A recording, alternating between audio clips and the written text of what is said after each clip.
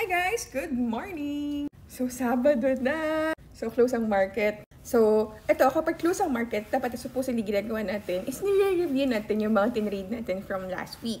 What went wrong, what went right. So, ako, I have my journal. So, sinusulat ko dito lahat ng mga trades ko. Sinusulat ko dito lahat ng mga reflections ko. And ayan, kung ginawa ko ba yung mga rulings ko kasi I have my own trading rules. So, may na-violate ba ako sa mga rules ko? Did I follow all my rules? So, ito yung journal na ginagamit ko. This is actually a 90-day journal na ginagamit ng mga student namin sa LTA. The purpose of this is to form a proper habit. Because as we all know, in trading, it's a system. It requires program. And yung program na yun, it is you who can make that. Kasi the only person who can follow your rule is you. Hindi ako, hindi kahit sino. So you have to make your own rule. So once you have broken that rule, regardless kung nag-profit ka or not, then you failed. Sometimes kasi ang basihan natin ng success sa trading is yung profit. But honestly guys, success and profit should be based on your rule if you followed it, kung naging disiplinado ka ba. Siyempre kapag ito sarado ang market, ang pinaka-ideal na gawin is, siyempre magpahinga ka, spend time with your family. Like ito, tingnan mo, may nag-aantay sa akin dito. Oh.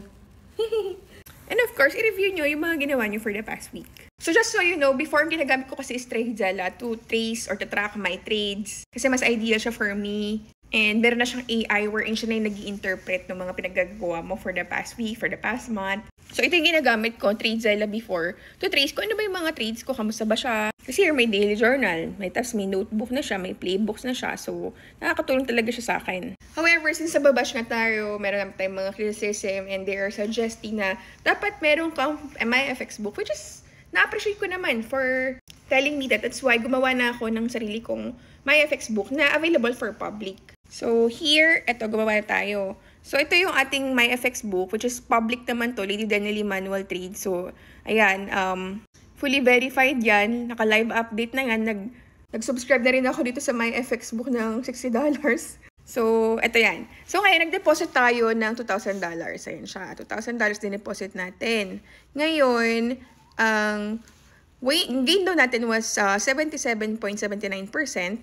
For our daily gain was 5.37%.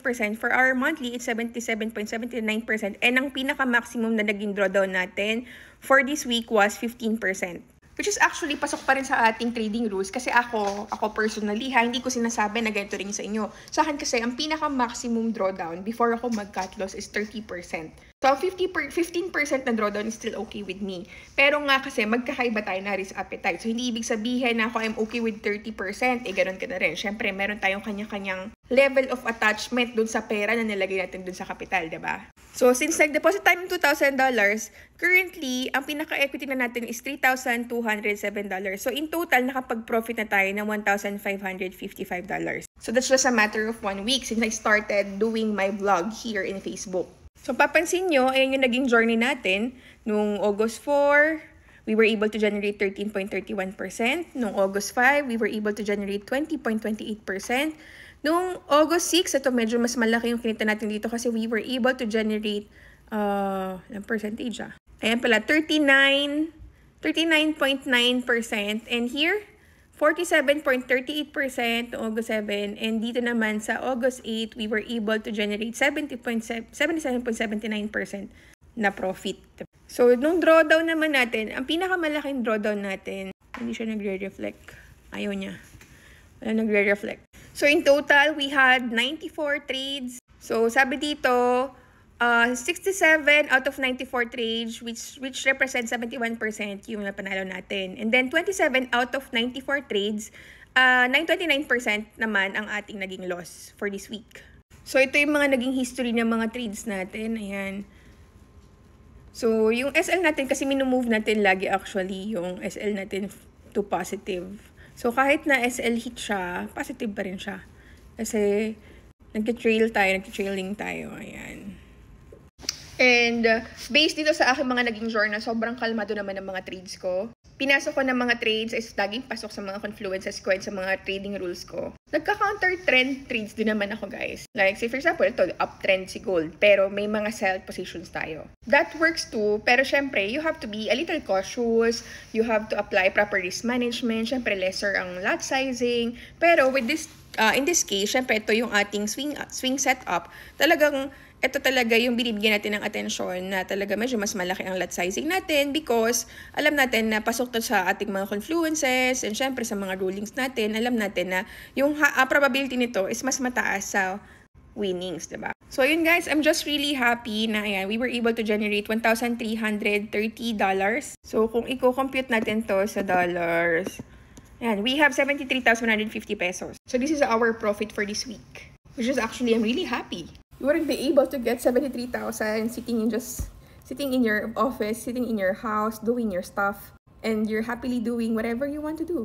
This is not something na nang-hype. This is real stories, real results. And as a content creator na merong passion to really help people na magkaroon ng knowledge like this, I highly encourage you guys talaga na gawin to kasi it has been helping me for like how many years already, and I believe this could also help you. And I'm sharing this out from my purest intention to actually help. And at the same time, syempre, earn from it. So if I'm earning through courses, if I'm earning through my signals, if I'm earning through rebates, then that is because of my passion. That is because I really wanted to help people.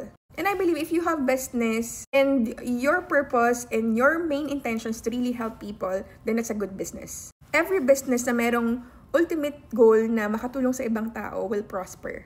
And I believe, hindi ka naman siguro mag-business kung wala kang intention na masolusyonan ng isang bagay. When you do business, you have to think of something na, ano ba yung maitutulong ko sa kapwa ko? And nakita ko opportunity ang trading para maitulong ko sa kapwa ko. So if I teach online, if I share it online, if I make money through courses, that is because this is my way to serve people. And at the same time, make business. So for some people, syempre, they wouldn't understand that. But for me, I will continue doing what I wanted to do as long as I can serve people. So yan, pupunta man tayo ngayon sa clinic ko.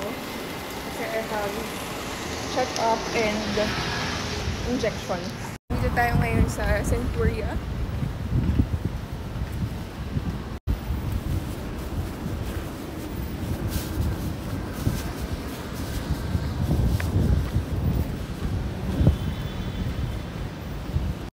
So just so you know, meron tayong separate na Facebook page pa ng aking asawa. And doon ng story namin ng aming journey sa pag-baby. So ngayon nandito tayo sa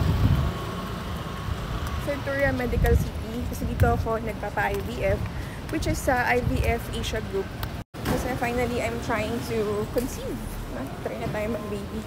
So ngayon dito tayo sa clinic. We're just waiting. Okay, nurse. Nag-shades ako kasi ang haggard ko. Our day 13 and we're still here at Centuria Medical Center.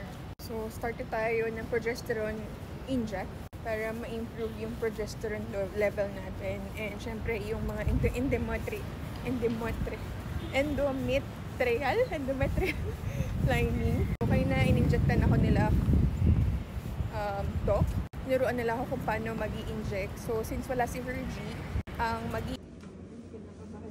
Sige po. It's fine. It's okay to be ano. May ibang nurses gusto nila nakahapa. Ako mas gusto ko nakaganap din po siya. Para mas madali siyang